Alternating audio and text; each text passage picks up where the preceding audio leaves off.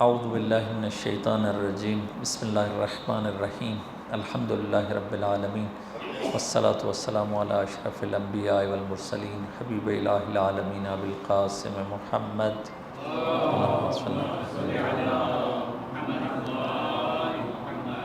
وآلہ الاطیبین الاطہرین سیما بقیت اللہ فی الارضین روح وارواحنا العالمین لتراب مقدم الفدا. اما بعد فقد قال اللہ تبارک و تعالی فی کلام المجید، بسم اللہ الرحمن الرحیم، کلا ان الانسان لیطغی ان رآہ استغنی. درود بھیجے محمد و آل محمد کی ذات اقدسہ پر. اللہم صلی علی محمد و آل محمد وعجل فرجہم.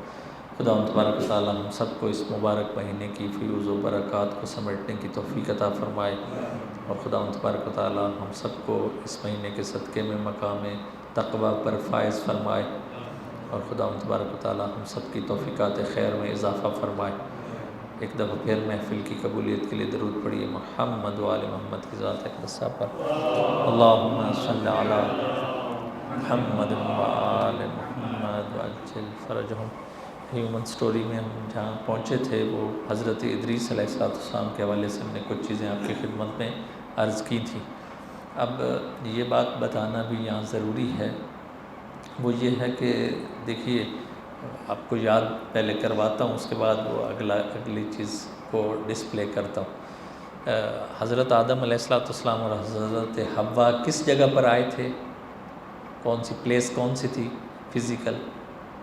صفا اور مروہ بتایا تھا، مکہ میں، ٹھیک ہے نا، صفا اور مروہ میں، ٹھیک ہے یعنی. اور اس کے بعد ساری پاپولیشن مکہ سے شروع ہوئی. وائٹ اور بلیک سٹی بھی مکہ میں تھے، وائٹ سٹی مکہ میں اور بلیک بھی اس کے اطراف میں تھے. اب جب توجہ کیجئے کہ یہاں سے اب مکہ سے مائیگریشن شروع ہوئی ہے، کیوں؟ اس کی کیا ریزن کیا ہے؟ اس کی ریزن یہ ہے کہ جو بھی مکہ میں تشریف لے گئے، اللہ تبارک و تعالیٰ نے مکہ میں ان کو سعادت نصیب کی. ان کو پتہ ہے، ابھی بھی پتہ ہے، قرآن میں بھی ہے کہ وادن غیر ذی زرع، کہ اس میں ابھی تک بھی جو ہے وہ پانی نہیں ہے، بہت ایسی ہے زمین بھی وہ بنجر زمین ہے، اور کلائمیٹ بھی، ویدر بھی وہاں کا اچھا نہیں ہے، گرم ہے، ٹھیک ہے، اور پانی بھی نہیں ہے، ویدر بھی بہت اچھا نہیں ہے. اور پاپولیشن بھی جب وہاں زیادہ ہونے لگی تو دو وہ جو ہے لائن ہیں جو مائیگریٹ ہوئے وہاں سے. اب آہستہ آہستہ میں آپ کو اب حضرت ادریس علیہ السلام کے زمانے سے تھوڑا سا پہلے کہہ لیجئے یا بعد میں بھی، سارے بعد تک یہ کنٹینیو رہا ہے یہ مائیگریشن، ہجرت، ٹھیک ہے. مکہ سے اب جو ہے وہ دو طرف ہجرت کی ہے لوگوں نے. کہاں؟ ایک دجلہ اور فرات جو عراق میں ہے، ٹو ریورز جو ہے اسے کہتے ہیں، اس طرف ہجرت کی ہے. اور دوسرا جو ہے میڈیٹیرین سی، یہ جو مڈل ایسٹ کے کنٹریز ہیں، جارڈن، پیلسٹائن، اس کے بعد ایجپٹ اور سیریا، لیبنان، یہ سارا ایریا جو ہے وہ نارتھ کا ہے. تو مکہ سے نارتھ میں بھی مائیگریشن ہوئی ہے، اور مکہ سے نارتھ ایسٹ جو عراق بنتا ہے اس طرف بھی مائیگریشن ہوئی تھی اس زمانے میں. یہ اب میں آپ کو وہ پہلی مائیگریشن بتا رہا ہوں کہ جب یہ بہت سے لوگ نکلے، اور یہ آہستہ آہستہ آہستہ لوگ مکہ سے موو کیے ہیں، ٹھیک ہے. اب اس کو بتانے کا کیا مقصد ہے؟ بتانے کا مقصد یہ ہے کہ آپ دیکھیں گے کہ بعض آنے والے پیغمبر جو ہوں گے، حضرت ابراہیم علیہ السلام، مسئلہ بتاتا ہوں، وہ آپ اور میں ہوں گے، عراق میں ہوں گے، آج کل کا عراق ہے. اور بعض پیغمبر جو ہیں آپ دیکھیں گے کہ پیلسٹائن میں ہیں. اس کی کیا ریزن ہے؟ اس کی ریزن یہی ہے کہ جو ان کے آبا و اجداد تھے، جو گرینڈ فادرز ان لوگوں کے تھے، وہ مکہ سے جب مائیگریٹ ہوئے تھے، کچھ کے ادھر چلے گئے تھے نارتھ ایسٹ میں جو عراق والی سائڈ ہے، دجلہ اور فرات، اور کچھ کے نارتھ میں جیسے میں نے بتایا کہ پیلسٹائن، اور یہ سارا ایریا جو ہے یہ بہت ہولی ایریا، مقدس ایریا ہے. ہم مسلمز کے لیے بھی، جیوز کے لیے بھی، کرسچینٹی کے لیے بھی، یہ ساری لائن جو ہے وہ بہت مقدس لائن ہے. یہ مائیگریشن ہوئی، اس کا مطلب ہے بہت سے لوگ اب ٹرانسفر ہوئے ہیں، شفٹ ہوئے ہیں مکہ سے، ٹھیک. اب آپ کو یہ بات کیوں بتائی ہے؟ بات اس لیے بتائی ہے کہ جب یہ مائیگریشن ہوئی تو مکہ میں تو یہ بہت زحمت کرتے تھے سارے، اور پانی بھی بہت کم ہوتا تھا، کلائمیٹ بھی اچھا نہیں ہوتا تھا. تو یہ سارے جب جانور ان کے ہوتے تھے، فارمنگ بڑی ٹف تھی، سخت تھی سارے. اب یہ نارتھ میں جب گئے تو وہاں تو بہت اچھی گرینری تھی، اور پانی بہت زیادہ تھا، کلائمیٹ بھی بہت اچھا تھا. تو اب یہ تھوڑی سی ہمت سے ہی بہت زیادہ ارن کر لیتے تھے، کما لیتے تھے. ٹھیک ہے. اب یہ لوگ جو آہستہ آہستہ نارتھ میں گئے ہیں، پکچر بھی لگائی ہے. پکچر آپ یاد رکھیے کہ یہ کوئی 7,000 سال پہلے کی پکچر نہیں ہے، آپ کا ذہن قریب کرنے کے لیے وہ پکچر لگائی جاتی ہیں. ٹھیک ہے. بعض اوقات آپ لوگ سمجھتے ہیں یہ کوئی وہ نہیں، یہ پکچرز وہ لگائی جا رہی ہیں کہ آپ لوگوں کا ذہن قریب وہ بات سمجھ سکیں آپ لوگ. تو یہ بات بتا رہا ہوں کہ جب نارتھ میں مائیگریشن ہوئی ہے تو اس ٹائم یہ بہت گرینری تھی ادھر، اور یہ life stock farming, animal husbandry, یہ سارے چیزیں بہت زیادہ تھیں. اور گھر بھی مڈ کے ہاؤسز ان لوگوں نے بنائے، اور اچھے اچھے کپڑے پھر بعد میں، یہ ٹائم کے ساتھ ٹائم سے ہوا، لیکن بہت بہت اچھے اچھے کپڑے پہننا شروع کر دیے، جو مکہ میں یہ چیزیں نہیں تھیں، لیکن اب یہاں یہ ساری چیزیں ہونے لگ گئیں. ٹھیک ہے. جب بھی اللہ تبارک و تعالیٰ کی نعمتیں اور بلیسنگز آتی ہیں تو انسان پھر اسی میں گم ہو جاتا ہے. لگژریز اس ٹائم کی یہ بہت لگژریز تھیں جو آنے لگ گئیں. ٹھیک ہے. اب ان لگژریز سے جب مائیگریشن ہو گئی، یہ سارے لوگوں نے نعمتیں اٹھانا شروع کر دی، تو اس کے بعد کیا ہوا؟ اس کے بعد کیا ہوا؟ آیا وہ اللہ کی عبادت ان شہروں میں جو گئے تھے ہوئی یا نہیں ہوئی؟ تو اس کا جواب یہ ہے کہ جب بھی لگژریز میں انسان بزی ہو جائے تو اس کو اللہ کی عبادت بھول جاتی ہے، یعنی وہ خدا پرستی بھول جاتی ہے، دنیا پرستی آ جاتی ہے. یہ ایٹومیٹیکلی یہ چیز ہوتی ہے کہ توجہ اگر زیادہ ہماری لیڈیز کے ساری توجہ ڈریسنگ پر ہوگی، ڈریس پر، سوٹ پر ہوگی، سارا ان لوگوں کا فوکس اسی پر ہوگا. صحیح ہے. مردوں کی ساری توجہ کھانے پینے پر ہوگی نا اگر، تو سارا فوکس ان کا کھانے پینے پر ہوگا، ان کو دوسری چیز نظر ہی نہیں آئے. ٹھیک ہے. تو یہ اللہ تبارک و تعالیٰ، کئیوں کو گاڑیوں کا بہت شوق ہوتا ہے، کئیوں کو ٹریولنگ کا شوق ہے. شوق اچھی چیز ہے جو مناسب حد تک ہو، لیکن افراط و تفریط نہ ہو. یہاں بھی یہی ہے کہ جب نعمتیں بہت زیادہ ملنے لگیں جو مکہ میں نہیں تھی، اس نارتھ میں تھی، تو یہ لوگوں نے خدا پرستی کی بجائے دنیا پرستی میں یہ لوگ مشغول ہو گئے. ٹھیک ہے. اور ان کے پاس یاد رکھیے بیک گراؤنڈ کیا ہے، حضرت ادریس سے سکل سیکھے ہوئے ہیں. ان کو ٹیلرنگ کا پتہ ہے کہ کیسے سوٹ سینے ہیں، اس لیے اچھے اچھے ڈیزائن، اچھے اچھے برانڈز یہ سارے اس ٹائم پر تھے. ٹھیک ہے نا. تو یہ سارا کام ہوا ہے. اس کے بعد جب یہ ساری سچویشن ہوتی ہے تو میں آپ دیکھ رہے ہوں گے کہ ہمیشہ ہر لیکچر میں شیطان کا رول آ رہا ہے کہ شیطان کیسے خراب کرتا ہے انسان کو. ٹھیک ہے. جب انسان نعمتوں میں گھرا ہو تو شیطان نے بھی اس سے فائدہ اٹھایا. شیطان نے اپنا یہاں رول پلے کیا ہے، اور ہمیشہ وہ رول پلے کرتا ہے. ٹھیک ہے. اپنا وہ جو اس نے خباثت کرنی وہ کرتا ہے. اس نے دو لوگوں کو اس نے جج کر لیا تھا. اب دو ٹائپ کے وائرس جو ہے وہ لوگوں میں ڈالے ہیں. لوگ جب دنیا پرستی میں بہت زیادہ مشغول ہو گئے ہیں اور نعمتوں میں سارے ڈوبے ہوئے ہیں، نعمتوں میں غرق ہیں، تو شیطان نے دو چیزیں کی ہیں، اب دو وائرس ڈالے ہیں. پہلا وائرس جو ہے وہ دیکھیے، سیم ورڈ جو ہے وہ قرآنی اور حدیثی ورڈ لکھا ہے، استغنا فیکٹر یعنی وائرس. ایسا سمجھیے آپ، استغنا فیکٹر یا استغنا وائرس ہے. استغنا کیا ہوتا ہے کہ انسان خود کو غنی سمجھنے لگ جائے. جیسے ادھر بھی لکھا ہوا ہے کہ جو وہ یہ سمجھنے لگ جائے کہ جو بلیسنگز بھی ہیں، جو نعمتیں بھی ہیں، وہ میری اپنی ایفرٹ ہے، اللہ کا اتنا رول نہیں ہے. یہ اللہ کا رول سیکنڈری رول ہے. فرسٹ اور پرائمری رول کیا ہے؟ میرا میری ایفرٹس ہیں، میری کوشش ہے، میری محنت ہے. ٹھیک ہے. یہ جب بھی آ جاتا ہے، قرآن بھی اس کو کہتا ہے. قارون بھی یہی، اس کی بھی تھنکنگ یہی تھی. قال انما اوتیتہ علی علم عندی. وہ اس سے لوگوں نے پوچھا یہ مال کیسے آیا، تو اس کا میری اپنی محنت سے آیا ہے. ٹھیک ہے. استغنا فیکٹر یہی ہے کہ انسان یہی سمجھنے لگ جائے کہ میں نے اپنی محنت سے کمایا ہے سب کچھ، یہ جو آیا ہے میرا اپنی نعمت سے ہے.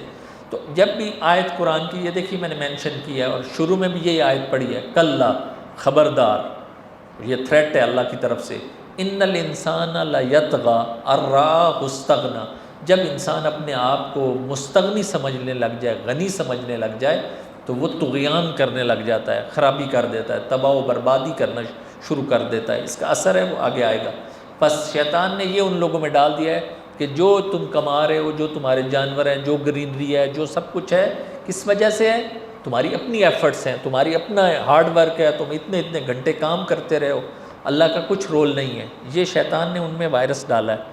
ایک سیکنڈ وائرس بھی ڈالا ہے، استبعاد وائرس یا سلیوری وائرس۔ وہ کیا کہ جب بھی آپ کو پتہ ہے پیسہ آئے، پوسٹ آئے، مقام آئے، تو لوگ کیا کرتے ہیں؟ دوسرا وائرس کہ وہ دوسروں کو سلیو اپنا کنسیڈر کرتے ہیں، دوسروں کو اپنا غلام سمجھنے لگ جاتے ہیں کہ یہ ہمارے غلام ہیں، یہ ہمارے لیے کریں۔ یہ دو وائرس کس نے ڈالے ہیں؟ شیطان نے ڈالے ہیں اس زمانے کے لوگوں کو۔ اس کا افیکٹ اور اثر ہوا ہے، بس یاد رکھیے، اس کی بہت ڈیٹیل ہے، پھر میں لمبا نہیں جا سکتا تاکہ آپ لوگ تھک نہ جائیں۔ ایک دفعہ درود پڑھی محمد وعلی محمد کی ذات ایک دسہ پر، اللہم صلی علی محمد وعلی محمد۔ اب دیکھیے میں فقط یہ اشارہ کر رہا ہوں، ایک دو بہت گہری باتیں، اس کو بھی آپ نے سمجھنا ہے۔ جب انسان یہ سمجھے کہ ساری ایفرٹ میری ہے، ساری زحمت اور کوشش میری ہے، استغنا فیکٹر، اس کا افیکٹ کیا ہوتا ہے؟ دنیا پرستی آ جاتی ہے۔ جب ہم لوگ کہتے ہیں لفظ دنیا پرستی، دنیا کا سمجھتے ہیں آپ لوگ مطلب، پرستی پرستش سے ہے، پرستش یعنی دنیا کی عبادت کرنا، خدا پرستی یعنی خدا کی عبادت کرنا۔ اب کویسچن سوال یہ ہے، ہم تو دنیا کی عبادت نہیں کرتے، تو کر رہے ہوتے ہیں دنیا کی عبادت۔ عبادت اس ورشپ یا گاڈ کی ہوتی ہے یا ابلیس کی، ٹھیک ہے؟ وہ جو دنیا پرستی ہے وہ شیطان پرستی ہے، ابلیس پرستی ہے، جبکہ ہم اس کو کر رہے ہوتے ہیں، ہماری توجہ نہیں ہوتی، ہمارے ساری پریورٹیز ادھر ہوتی ہیں۔ اس کا افیکٹ، استغنا کا افیکٹ جو ہے وہ دنیا پرستی کی طرف ہے۔ استبعاد فیکٹر کا افیکٹ کیا ہے؟ اس کا نقصان یا اثر کیا ہے؟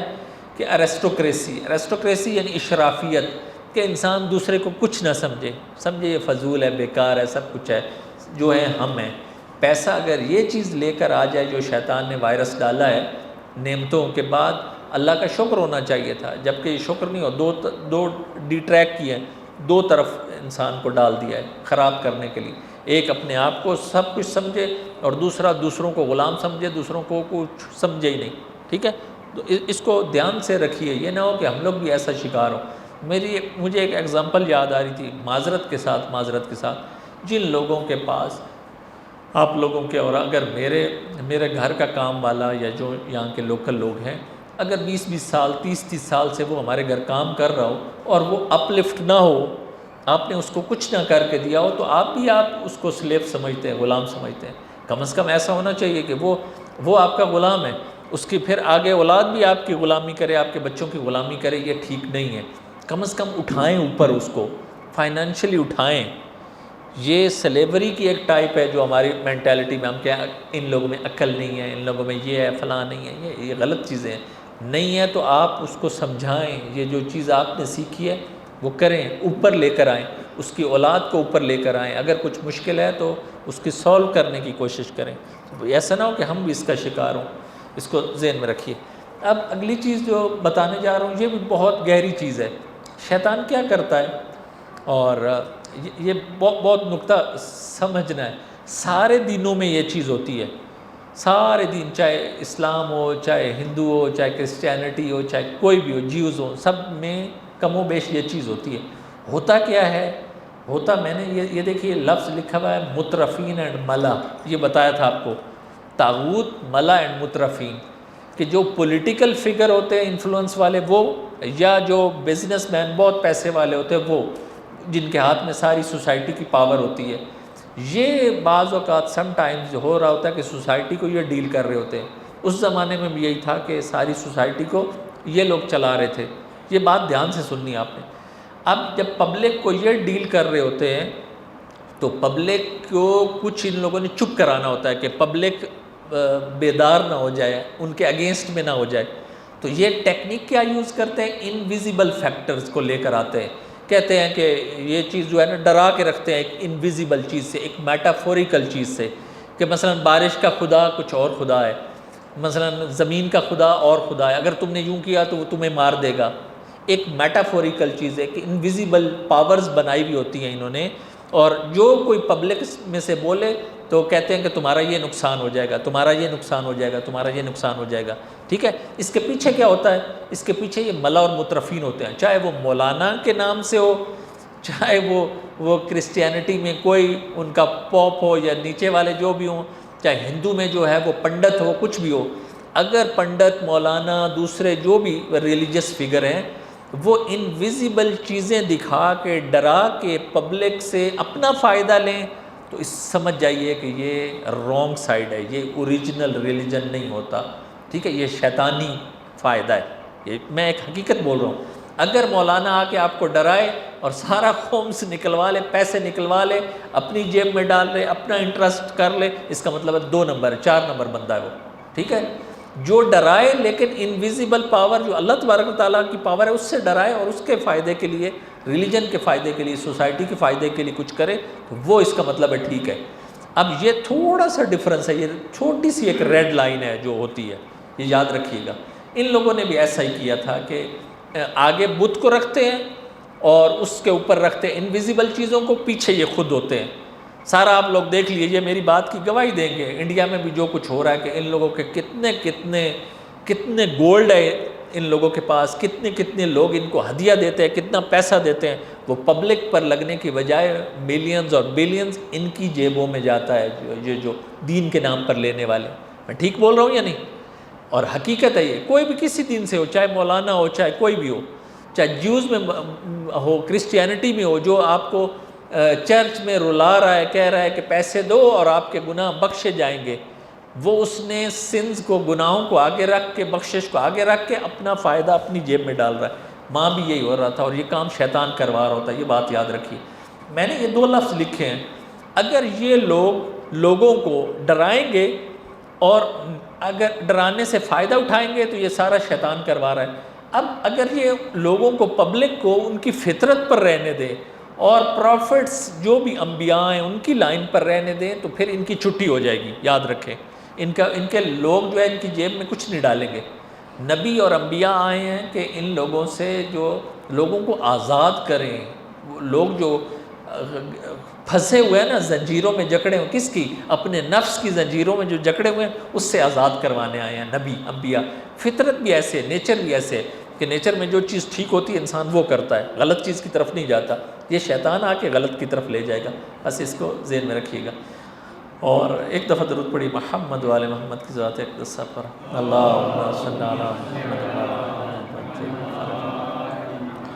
میں اس سوسائٹی کی بات کر رہا ہوں، اور نارتھ والے علاقے میں جب نعمتیں اتنی زیادہ تھیں اور شیطان نے آ کر 2 وائرس ڈال کر کیسے لوگوں کو خراب کیا، یہ بتا رہا ہوں۔ اور آج کل بھی ایسے اس سسٹم میں جو ان کا سوشل سسٹم تھا وہ بھی ایسا تھا کہ جو پور ہو رہے ہیں وہ زیادہ ہی پور ہوتے جا رہے ہیں، جو رچ ہیں وہ امیر ہیں، وہ ریچر یعنی زیادہ پیسے والے ہوتے جا رہے ہیں، ٹھیک ہے، یہ ذہن میں رہنا چاہیے۔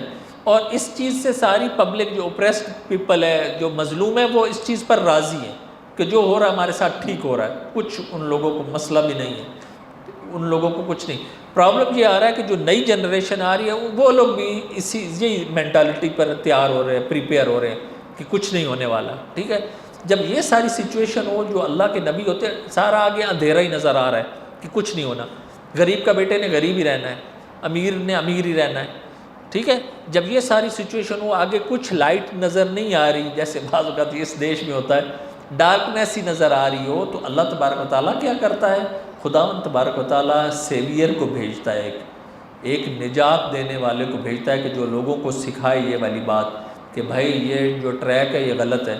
ہوتا کیا ہے؟ اب یہ بھی بہت گہرا نکتہ ہے، سنیے گا، سیکھیے گا، یہ بہت گہری بات بتا رہا ہوں۔ یہ بات یہ ہے کہ اگر ظالم اپنا ظلم کرتا رہے، کر رہا ہے اور پبلک بھی جو مظلوم ہے وہ ظلم سہ رہی ہے، ٹھیک ہے، اب ہمیں لگے گا کہ کچھ نہیں ہونے والا، لیکن ہوتا ہے۔ اللہ کا سسٹم یہ ہے، سنت الہی یہ ہے کہ اگر لوگ نہیں نہ اٹھیں گے تو اللہ تبارک و تعالیٰ کے، اللہ کا جو سسٹم ہے وہ یہ ہے کہ تکوین اور تشریع، یعنی جو کائنات میں اگر ظلم ہوتا رہے تو خود کائنات اس کے اگینسٹ میں کھڑی ہو جاتی ہے۔ وہ کیسے؟ یعنی کوئی نہ کوئی ان پر مشکل آ جائے گی، آٹومیٹیکلی آ جائے گی۔ ان میں میچنگ ہونی چاہیے، تکوین اور تشریع میں میچنگ ہونی چاہیے۔ یہ بات سخت ہے لیکن اتنا ہی سمجھ لیجئے، تکوین جو ہے اللہ کا نظام قدرت ہے، بارشیں ہیں، آسمان ہے، زمین ہے، یہ ساری چیزیں، یہ تکوین ہے۔ تشریع کیا ہے؟ ہم لوگ، پبلک، قانون، لا، شریعت، یہ ساری چیز۔ اگر کوئی اس کو فالو نہیں کرتا، ظلم کرتا رہتا ہے، اگر انسان برداشت کرتے ہیں تو کرتے رہیں۔ اللہ کہتا ہے یہ جو میرا نظام ہے زمین و آسمان، یہ نہیں برداشت کرنے والے۔ اگر 30,000 لوگ اسرائیل نے 32,000 34,000 35,000 مار دیے، پبلک نہیں نہ اٹھے گی، UN نہیں اٹھے گا، مسلمان نہیں اٹھیں گے، کوئی بھی نہ اٹھے، تو یہ بات یاد رکھیے کہ اللہ کی کائنات کا سسٹم ایسا ہے کہ وہ اٹھ جائے گی، اس کے اگینسٹ میں ہو جائے گا۔ ان کا کام تمام ہے اسرائیل کا، یہ بات یاد رکھیے، اللہ کا نظام ہے، یہ سنت الہی ہے، تمام ہو جانا ہے۔ کون؟ اللہ کوئی نہ کوئی بہانے سے کوئی ایک سیویئر آ جائے گا۔ وہاں بھی ایسا ہی ہوا ہے کہ اللہ تبارک و تعالیٰ نے اس سوسائٹی کے لیے بھی، کہ جہاں سارے لوگ دنیا میں غرق تھے، مظلوم اپنے جو ظلم سہ رہے ہیں، سارا کچھ کر رہے ہیں، تو وہاں خدا تبارک و تعالیٰ نے ایک کس کو بھیجا ہے؟ ایک جوان کو، اور جوان وہ بھی تھا، وہ حضرت شیس علیہ السلام کی اولاد میں سے تھا، جیسے میں نے کہا ہے، اور وہ جوانی میں بھی عبادت کرتا تھا، پہاڑوں میں جا کے عبادت کرنا، اور پہاڑوں میں عبادت کے علاوہ وہ خداوند تبارک و تعالیٰ کی وحدانیت کا اقرار کرنا، اور اس کے بعد جو ہے وہ آہستہ آہستہ اللہ تبارک و تعالیٰ نے اس کو، جب یہ اللہ اپنے خزانے چھپا کے رکھتا ہے، اللہ جو اپنا کارڈ ہے وہ لاسٹ میں کھیلتا ہے، تاکہ یہ جو لوگ سمجھ رہے ہیں کہ ہم ظلم کر دیا، ہم لوگوں نے سوسائٹی کو یوں کر دیا، اس کے بعد اچانک سے وہ اپنا رول پلے کرنا شروع کرتا ہے۔ یہ نبی کون تھے؟ یہ نبی حضرت نوح علیہ السلام تھے، کہ جو سیویئر تھے، جن کا وعدہ کیا گیا تھا کہ یہ آئیں گے، اور یہ اب آہستہ آہستہ یہ اوپن ہونا شروع ہو گئے، آنا ظاہر ہونا شروع ہو گئے، اور لوگوں کو میسیج دینا شروع کر دیا۔ اب ایک فیز سے اگلے فیز میں ہیومینٹی داخل ہوگی، ہیومن سٹوری داخل ہوگی۔ حضرت نوح سے پہلے تک مناسک تھے، ریچولز تھے، فقط مثلا حج تھی، فقط پرسنل عبادتیں تھیں، کلیکٹیولی ایسے کچھ سسٹم نہیں تھا۔ لیکن حضرت نوح کے بعد کیا ہوگا؟ حضرت نوح کے بعد جو چیز ہوگی وہ یہ ہوگی کہ پورا ایک بک آف لا، پوری ایک بک، کیونکہ اس طرف سے شریعت ابلیس، پوری ابلیس نے شریعت ڈیزائن کر لی تھی، اس کو کاؤنٹر کرنے کے لیے اللہ تبارک و تعالیٰ نے پہلی شریعت کا مطلب پورے لاز اور قانون اور جو اپلائی ہونے ہیں، یہ فرسٹ ٹائم ہوا ہے۔ اسی لیے قرآن نے کہا شرع لکم من الدین ما وصی بہ نوحا، نوح سے پہلی شریعت آئے گی۔ نوح سے پہلے شریعت نہیں تھی، ریچولز سے مناسک تھے، تھوڑی بہت عبادت تھی جو ہو رہی تھی، لیکن سسٹمیٹک پورے قانون کی شکل میں، بک کی شکل میں، ایسی بک کے جو لاز جو سوسائٹی پر اپلائی ہونی ہیں وہ حضرت نوح علیہ السلام سے تھے، شروع ہو گئے۔ اس کو کہتے ہیں شریعہ، ٹھیک ہے؟ تو بس حضرت نوح سے یہ شریعت شروع ہوئی۔ اب آپ لوگ دیکھیں گے کہ انسان اگلے فیز میں داخل ہو گیا، پہلے ریچولز سے مناسک تھے، اب دوسرا شریعت آ گئی، پھر تیسرا فیز آئے گا، وہ کیا ہے؟ وہ بعد میں آئے گا، حضرت ابراہیم کے زمانے میں آئے گا، وہ اقامہ شریعت ہے، کہ شریعت کو کیسے پبلک میں اپلائی کرنا ہے، وہ اگلا فیز آئے گا۔ پھر اور بھی دو اگلے ہیں، ولایت ہے، خاتمیت ہے، وہ اگلے فیز ہے۔ ابھی یہ یاد رکھیے کہ مناسک سے شریعت، یہ والا فیز حضرت نوح علیہ السلام کے زمانے میں شروع ہوا۔ خدا تبارک و تعالیٰ سے دعا ہے کہ خدا تبارک و تعالیٰ ہم سب کو جو بھی انبیاء کرام علیہ السلام کی تحریکیں ہیں ان کو سمجھنے اور اس پر عمل کرنے کی توفیق عطا فرمائے۔ اللہم صلی علی محمد و آل محمد۔